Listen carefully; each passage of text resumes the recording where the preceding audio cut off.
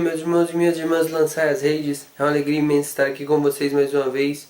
Eu sou o Lucas Carvalho, este é o Lançai as Redes e hoje é dia de liturgia da palavra. Eu vou jogar minhas redes onde o Senhor me mandar. Para iniciar nossa reflexão da liturgia deste domingo, quarto domingo da quaresma, vamos ler o Evangelho que está no João capítulo 3, do versículo 14 ao 21, que diz assim: Naquele tempo disse Jesus a Nicodemos: Do mesmo modo, como Moisés levantou a serpente do deserto, assim é necessário que o Filho do Homem seja levantado, para que todos os que nele crerem tenham a vida eterna. Pois Deus amou tanto o mundo que deu o seu Filho unigênito, para que não morra todo que nele crer, mas tenha a vida eterna. De fato, Deus não enviou o seu Filho ao mundo para condenar o mundo, mas para que o mundo seja salvo por ele.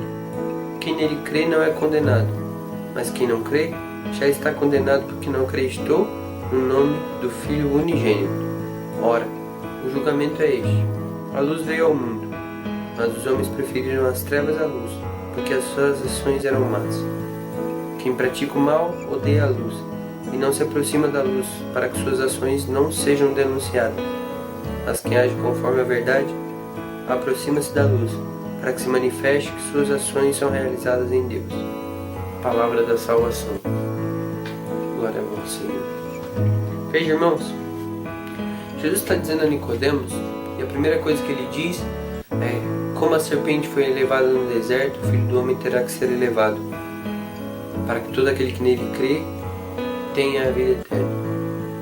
Jesus tomou sobre si as nossas dores e as nossas enfermidades, pagou pelos nossos pecados. Do mesmo jeito, lá no Antigo Testamento, quando o povo estava no deserto, tinha saído do Egito, estava indo para a Terra Prometida, eles são picados por cobras e começam a desfalecer. E Moisés reza a Deus, Deus pede que ele faça a imagem de uma cobra. E quando aquele que for picado por uma cobra olhar para a imagem da serpente que Deus mandou Moisés fazer, ficará curado. Essa serpente no deserto, meu irmão, é o próprio Cristo. Que do mesmo jeito que o homem no deserto era picado por uma serpente, olhava para uma serpente e ficava curado, porque aquela serpente era o jeito que Deus tinha de salvar, do mesmo jeito foi conosco. Eu e você, meu irmão e minha irmã, somos pecadores, somos ruins, somos miseráveis. E se Deus fosse apenas um contador que conta as nossas benevolências e as nossas maldades, com certeza estaríamos sempre em dívida, muito maior do que aquilo de bom que nós fazemos pelas nossas próprias forças. É o mal que fazemos, porque nós temos a tendência à maldade. Jesus assumiu sobre si as nossas dores e as nossas enfermidades. Ele pagou pelos nossos pecados porque nós não poderíamos pagar. E ali, na cruz, quando nós olhamos e vemos um homem derrotado, assim, fisicamente, humanamente, Jesus na cruz é a visão de um homem derrotado, um homem machucado, ferido e humilhado, mas que ali jorrava para nós a verdadeira cura. Como dizia a leitura de domingo passado: a insensatez para uns, a loucura para outros, para nós é sabedoria de Deus. Eu não entendo porquê, mas vejo que ali era o maior amor, era o próprio Deus que fez homem para que a humanidade tivesse o mérito de entrar no céu, pelas mãos de Deus. Só Deus podia pagar o preço dos nossos pecados, só Ele poderia fazer o sacrifício perfeito que nos daria a chance da salvação. E é isso que Jesus veio fazer. O Filho do Homem veio para pagar, para ser levantado. E levantado na cruz, Ele pagou pelos pecados e deu a chance de salvação para todo aquele que nele crê. Por quê? Porque Jesus pagou pelos nossos pecados. Isso pode fazer com que você pense: então eu não preciso fazer nada, porque Jesus já pagou pelos meus pecados. Estamos garantidos na salvação. Não, irmão. O que Jesus está dizendo é: todo aquele que nele crê será salvo, terá a vida eterna. Depois ele diz: o julgamento é este, quem crê será salvo, quem não crê será condenado, porque não acreditou no Filho unigênito de Deus. E aí, existe outro passo que você pode dar errado. A nossa conversão, irmão, tem que ser frutífera. A nossa conversão tem que ser verdadeira e tem que ser profunda. O nosso coração tem que de fato acreditar em Deus. E aí aqui está, não basta só que Jesus tenha pago. É necessário acreditar que Jesus é o Salvador e que Ele é o Senhor da vida e da morte. Mas acreditar como? Porque aí você sentado na sua cadeira, sentado no seu banco, pode dizer, então eu acredito, a partir de agora eu acredito em Jesus, acredito que Ele é o Salvador e estou salvo. Mas acreditar não é isso. Acreditar não é simplesmente falar que acredita, ou constatar com a cabeça que Jesus acredita, ou nem mesmo só com o coração, apenas, digamos assim, palavras ou uma afeição por Jesus. Não. O que é acreditar em Jesus? É acreditar com a alma, é acreditar com profundidade. Veja que São Tiago diz em sua carta: vocês acreditam em Deus, fazem muito bem. Os demônios também acreditam em Deus e tremem. Os demônios também acreditam em Deus. Acreditar que Deus existe, que Deus está lá, que Ele pagou, não é o bastante. É preciso aderir à vontade do Senhor. É preciso se submeter à vontade do Senhor. E aí Jesus está falando para Nicodemos isso: o Filho do Homem será levantado e todo aquele que nele crê será salvo. Quem não crê será condenado. Mas o que é crer? O que é não crer? E aí Jesus fala abertamente: ora, o julgamento é este: a luz veio ao mundo, mas os homens preferiram as trevas à luz. Por quê? Porque suas ações eram más. Veja o que é acreditar, irmão. Acreditar de fato é com o coração. Acreditar, nós acreditamos aqui dentro. Temos fé, temos esperança no Senhor. Porém, Jesus diz que o julgamento é este: os homens preferem a luz. Por quê? Porque suas ações são más. E eu quero te mostrar com a luz em outras 3 passagens que as ações do homem são o reflexo do coração do homem. Jesus diz em uma passagem, não lembro se é Jesus, mas diz a Bíblia que a boca fala do que o coração está cheio. Jesus diz que não é aquilo que entra pela boca que torna o homem impuro, mas aquilo que sai da boca, porque vem do coração. Aquilo que vem do coração é que torna o homem impuro. Em outra passagem ele diz: onde está o teu coração, aí está o teu tesouro. Os homens, a luz veio ao mundo, mas os homens preferiram as trevas. Por quê? Porque suas ações eram más. Acreditar no Senhor, meus irmãos, talvez você tenha essa dúvida se você de fato é um convertido. Durante muitos anos dentro da igreja eu rezava a Deus pedindo a minha conversão, porque esta é a verdadeira conversão. Conversão é ter um coração apaixonado por Deus. Onde está o teu coração, aí está o teu tesouro. Os homens amaram mais as trevas do que a luz. Por quê? Porque o seu coração estava nas trevas e as suas ações são más, porque o seu coração está nas trevas. Isso faz com que nós entendamos o que de fato Deus está dizendo com a nossa conversão. Você, meu irmão e minha irmã, que está aí do outro lado e que pensa: pô, eu quero ser santo, eu queria ser de Deus, eu queria fazer o que Ele quer. De fato queria, irmão? De fato queria? Isso implica que o seu coração tem que começar a notar que Deus é o sumo bem e a única coisa digna de ser amada sobre todas as coisas. Veja, Jesus também faz outra referência quando ele diz: Deus amou tanto o mundo que entregou o seu Filho unigênito para que todo que nele crê não pereça, mas tenha vida eterna. Faz uma referência aí a Abraão. A Abraão, que vocês conhecem a história de Isaac, que ele teve o filho da promessa que Deus prometeu para ele foi Isaac. E ele põe todo o seu afeto em Isaac. E Deus pede para ele o que? Sacrifica ele. Para quê? Para pôr à prova a fé de Abraão. Porque Abraão precisava amar primeiro a Deus. Do mesmo jeito é pedido para nós. Do mesmo jeito é pedido para nós. Amar somente a Deus, principalmente a Deus. Somente a Deus não. Amar a todos, mas principalmente a Deus. Amar a Deus sobre todas as coisas. É isso que tem que acontecer na nossa conversão, na nossa vida, no nosso dia a dia. Como é que nós saberemos se de fato somos convertidos e a cada dia o que precisamos buscar para nos considerarmos convertidos, para alcançarmos um grau de santidade maior? Buscar amar a Deus sobre todas as coisas, cada vez a mais, amá-lo mais e mais e mais e mais. Este é o julgamento. Os homens amaram mais as trevas do que a luz. Essa é a coisa.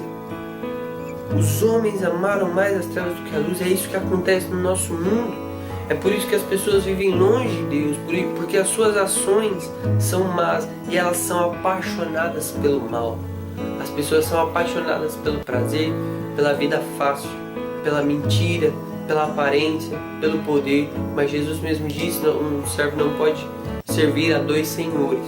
Então ou você serve a Deus, ou você serve outras coisas, ou você serve o dinheiro, ou você serve o poder, ou você serve o status, ou você serve sua namorada, ou seja lá o que for. Qualquer coisa pode ocupar o lugar de Deus no meio do seu coração, mas enquanto Deus não for o centro do seu coração, não vai haver verdadeira conversão, e meu irmão e minha irmã, não vai haver salvação para nós. A salvação entra para todo aquele que nele crê. Mas o que é crer? Crer é aderir ao Senhor como Senhor centro da nossa vida. E isso tem que se refletir nas nossas ações. As ações são más daqueles que amam as trevas, mas aqueles que andam pela verdade se aproximam da luz. As suas ações são pela verdade, então se manifesta em Deus. Quem crê manifesta nas suas ações a graça de Deus. É necessário, irmãos, que haja uma conversão também do nosso corpo. A conversão se dá dentro, sim, se dá no coração, se dá na mente. Eu creio que Jesus me salvou de todos os meus pecados, pagou no meu lugar e me deu a chance de entrar no céu. E eu vou tomando posse disso a cada dia. Mas isso se reflete nas minhas ações. Não faz sentido que um homem e uma mulher convertidos, digamos assim, tocados pelo amor de Deus, que querem amar a Deus sobre todas as coisas, frequentem lugares e situações que só levam à desgraça, ou que propiciam o pecado.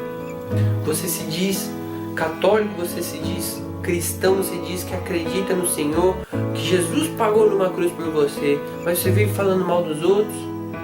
Você anda com roupas que chamam muita atenção, que causam escândalo, pecado, causam pecado. Posta foto no Facebook que causam o mesmo efeito. Tem um olhar de cobiça, é invejoso, ou maledicente, pensa coisas ruins, julgador, julga os outros, é viciado, seja lá no que for, em mentira, em bebida, em droga, em cigarro, em fofoca, é viciado em pornografia, em masturbação. Qualquer uma dessas situações, meu irmão, veja, as suas ações têm que refletir aquilo que está dentro de você. Se o seu coração quer ser de Deus, lute para que as suas ações sejam cada vez mais de Deus, nas pequenas e nas menores coisas. Aí a nossa conversão começa a ter frutos, em especial nos sacramentos. Quem vive sem os sacramentos, dificilmente, eu digo impossível, possível, quem vive sem os sacramentos chegar à verdadeira santidade, uma santidade de fato. Os sacramentos são grandes armas que Deus deu, as grandes armas que Deus deu. Não é à toa que com esse mesmo Nicodemos, Jesus diz antes, em verdade te digo, quem não nascer de novo da água e do Espírito não entrará no reino de Deus. A água é o batismo, o Espírito é a crisma. Quem não entrar nos sacramentos, não vivê-los, não vai viver a santidade. Então, as nossas ações, meus irmãos, têm que ser purificadas. Santo Agostinho fala isso. Santo Agostinho diz duas coisas muito importantes para entendermos a conversão. Santo Agostinho diz a primeira coisa. Ele diz assim: se Deus odeia o pecado, Quando eu quero me aproximar de Deus, tenho que começar a odiar também o pecado e combatê-lo. E quanto mais eu faço, mais me aproximo daquele que me ama. Veja, o pecado está em mim. Como diz São Paulo, um espinho em minha carne. Faço o que não quero. Quero fazer bem e faço o mal que não quero. Nós somos tendenciosos ao pecado, mas temos que odiar o pecado com todas as forças, lutar, combatê-lo. Em nós e nos outros à nossa volta, ajudá-los a viver a santidade. Se eu não combato o pecado, não estou me aproximando de Jesus. E Jesus é o verdadeiro homem. Quanto mais me aproximo daquele que é, eu vou me tornando cada vez mais aquilo que sou, aquilo que Deus sonhou para que eu fosse, aquilo que eu sou na dignidade de homem e na dignidade de filho de Deus, imagem e semelhança do Senhor. E é isso que tem que acontecer conosco, temos que combater o pecado. E aí pelas nossas fraquezas, por não sermos bons o bastante, Jesus veio e pagou na cruz, nos deu a graça, nos deu a força necessária, é o sangue redentor de Cristo, que pagou na cruz e nos deu a abertura para o céu. E aí você vai dizer, mas então o que eu preciso fazer? E aí Santo Agostinho diz, um médico vai até um paciente e receita para ele os remédios e o tratamento, o que ele deve fazer e o que ele não deve fazer.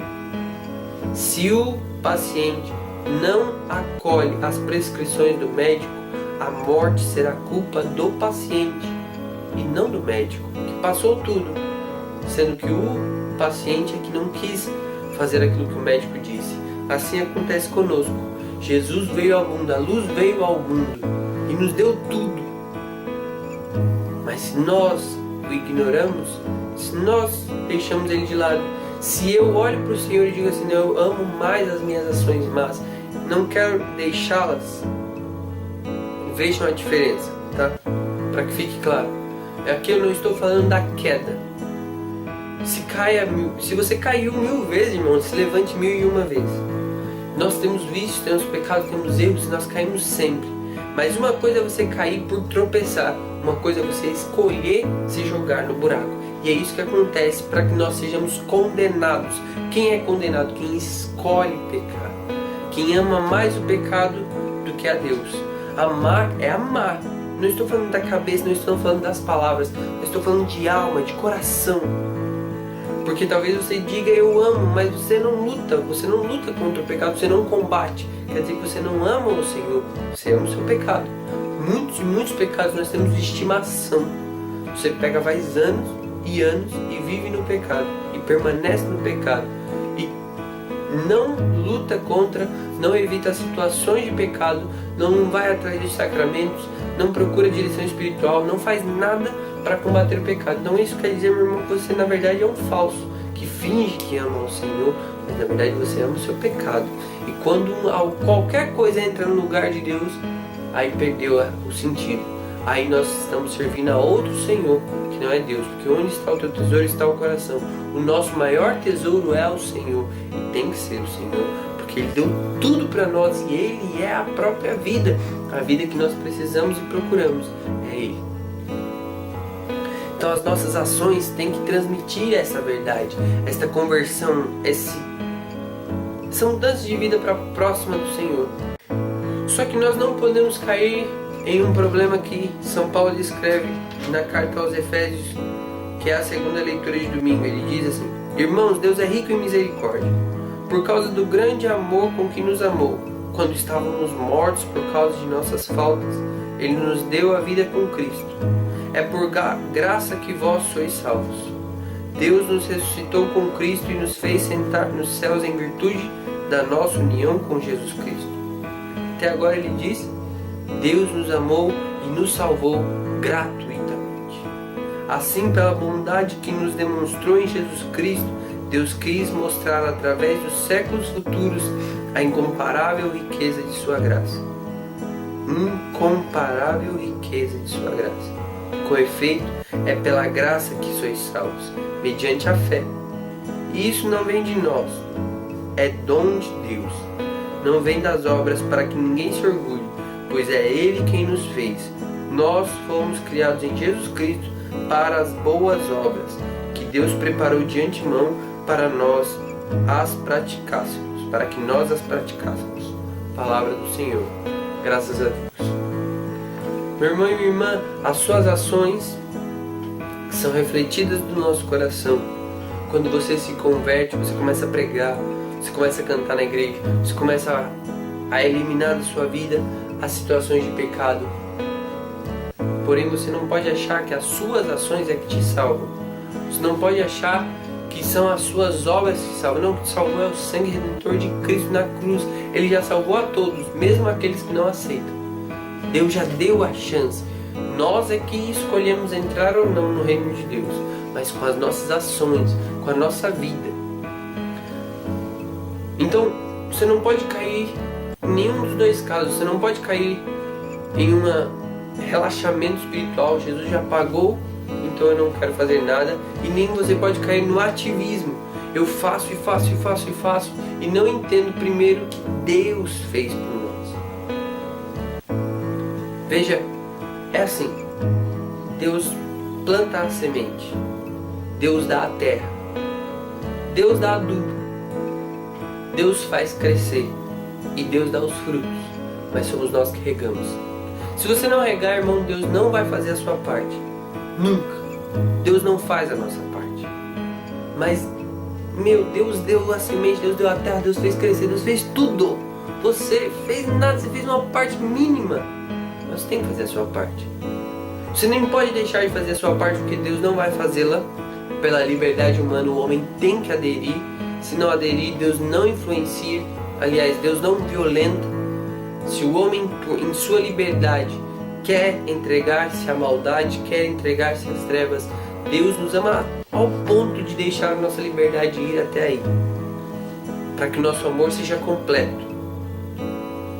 Porém, não é isso que Deus quer para nós. Deus quer dar a vida plena, mas isso é necessário que as nossas ações reflitam a conversão. Mas essas ações não podem tomar o lugar de Deus. Deus é que nos amou primeiro. E aí, você também não pode dizer que essas ações são dispensáveis, porque o próprio São Paulo diz aqui: nós fomos criados em Jesus Cristo para as obras boas que Deus preparou de antemão para que nós as praticássemos. Nós não somos salvos pelas obras, mas para as obras. Nós somos salvos, nós somos tocados pelo amor de Deus para que nós sejamos instrumentos de sua mão para a salvação de outras pessoas. Mas isso é necessário, acima de tudo, que nós demos o nosso coração para Ele e deixemos que Ele faça a sua obra. Por último, a primeira leitura eu nem vou lê-la toda, mas o povo de Deus foi exilado na Babilônia. Na 2 Crônicas, capítulo 36, o povo de Deus foi exilado na Babilônia porque fazia aquilo que era contra a vontade de Deus, amava as trevas. E depois de 70 anos no exílio, Deus levanta um pagão, Sírio, rei da Pérsia, para devolver Jerusalém e o templo dos judeus. Veja, é mais um sinal da loucura de Deus, como a cruz, que nós não entendemos, que para nós é maldição, mas que para Deus é salvação. Deus escolhe um pagão, que não é do povo escolhido, para trazer de volta o templo de Jerusalém, para trazer de volta o povo do exílio. Porque Deus sempre quer nos salvar, mesmo que para isso Ele tenha que cometer loucuras, mesmo que para isso Ele tenha que fazer tudo o que for possível e impossível. Deus está fazendo por nós. Ele só não interfere na nossa liberdade. Se nós não quisermos abrir o nosso coração, Deus não tem o que fazer. Mas não é isso, não é isso. Deus quer nos salvar, não importa quantos pecados você tenha, não importa quantos erros você tenha cometido, não importa quantas vezes você tenha caído, Deus sempre quer nos salvar e Deus sempre está disposto a levantar alguém para nos salvar, a dar uma palavra. Basta que nós abramos o nosso coração. E se nós abrirmos o nosso coração, Ele vai restituindo, e aí Jerusalém começa a ser reconstruído, o nosso coração começa a ser velado de novo, passando pelas dores sim, passando pela cruz sim, mas chegando à ressurreição, nós vamos nos anulando e deixando que Deus cresça dentro de nós. Nós vamos nos aproximando de Jesus, deixando que o seu sangue nos lave e tire de nós os pecados, as maldades, as impurezas, as fraquezas, para que nós vivamos aquilo que São Paulo diz: já não sou mais eu que vivo, é Cristo que vive em mim. É aí que está a profundidade da nossa conversão. No meio da quaresma, a igreja nos propõe essa ideia. Não esquece de converter, irmão. Você está aí fazendo jejum, fazendo penitência, fazendo caridade. Por quê? Para que a sua vida se aproxime do Cristo crucificado, que nós vamos celebrar o mistério na Páscoa. Crucificado e ressuscitado. Mas para que vivamos plenamente essa vida de conversão, temos que aderir plenamente ao Senhor, com o coração, com a alma. E para isso temos que tirar do meio de nós aquilo que não é o próprio Deus. Temos que parar de amar mais as outras coisas do que a Deus. Depois, temos que deixar que isso transpareça para fora de nós, com as nossas ações, que tem que ser reflexo de um coração que ama ao Senhor e que quer amar ao Senhor. Mas as nossas ações não nos salvam. É o próprio Cristo que nos salvou. Então temos que nessas ações sermos sempre humildes e submissos àquele que nos amou primeiro e que sempre quer nos salvar primeiro.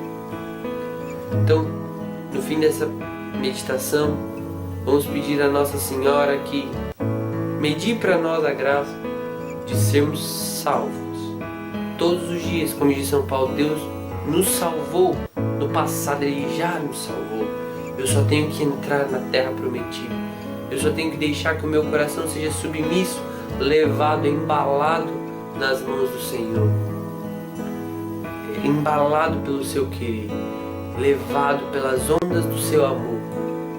Que assim Nossa Senhora, ela que de fato foi totalmente submissa, a escrava do Senhor, nos ensine a ser assim, plenamente convertidos pelo teu querer, pelo teu amor, Senhor. Nós lhe pedimos, Mãe, media para nós. Ave Maria, cheia de graça, o Senhor é convosco. Bendita sois vós entre as mulheres, e bendito é o fruto do vosso ventre, Jesus. Santa Maria, Mãe de Deus, rogai por nós os pecadores, agora e na hora de nossa morte. Amém. Muito obrigado.